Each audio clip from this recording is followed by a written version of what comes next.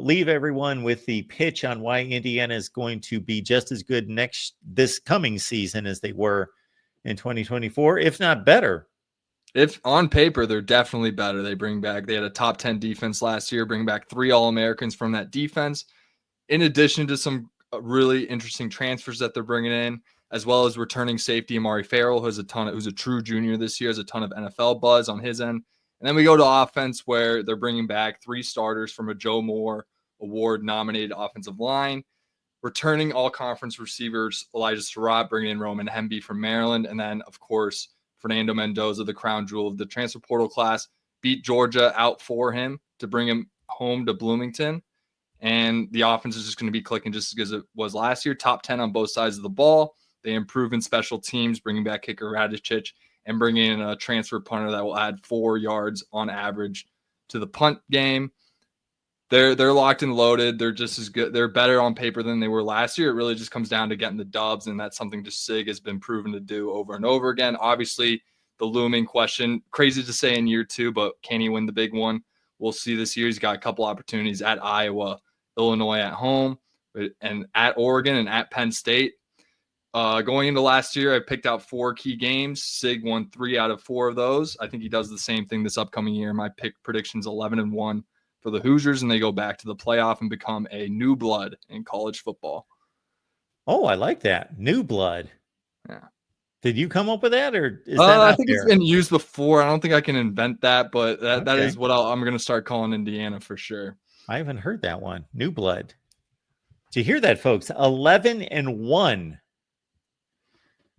You know that most people, when they went into this offseason, they just, like, Indiana was the first team they thought of when they thought, okay, who's going to take a step back? Yeah. Without even looking at it. And I admitted to these guys, meaning Brad and Alec, and they do a remarkable job on our Indiana channel. So check them out tonight at 8 Eastern, that I just kind of did a default schedule look, 8-4, 5-4 in the Big Ten, 8-4. Then I did my deep dive and started to dive into the offensive line and all the layers on defense. And I notched them up a game to 9-3. Yeah, no, and I appreciate that, because it really does come down to how actually good Fernando Mendoza is going to be in that offense. It's very quarterback friendly.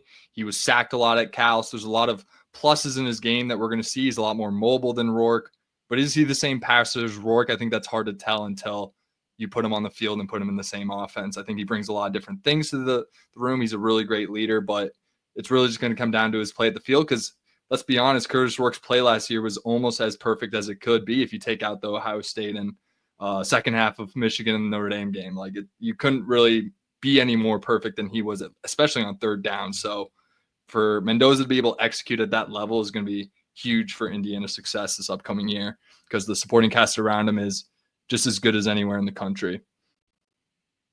You know, Brad, I can't let you off the hook on that comment. So Curtis Rourke played a perfect season except for Ohio State, Notre Dame, and Michigan. Take away 10 quarters of football. I mean, it's about as good as you can have it.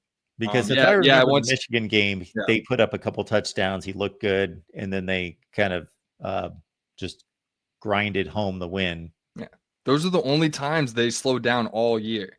Were those 10 quarters, and I'm not going to throw any blame around, but maybe Mendoza's the guy that gets them out of those little pickles they found themselves in offensively. I mean, toward the end of the Notre Dame game, they found some, they're taking advantage of cover 3 and 4 and whatever, but I was at that game. It was pretty. They addressed the things they needed to address, especially in the trenches, to hang with teams like that.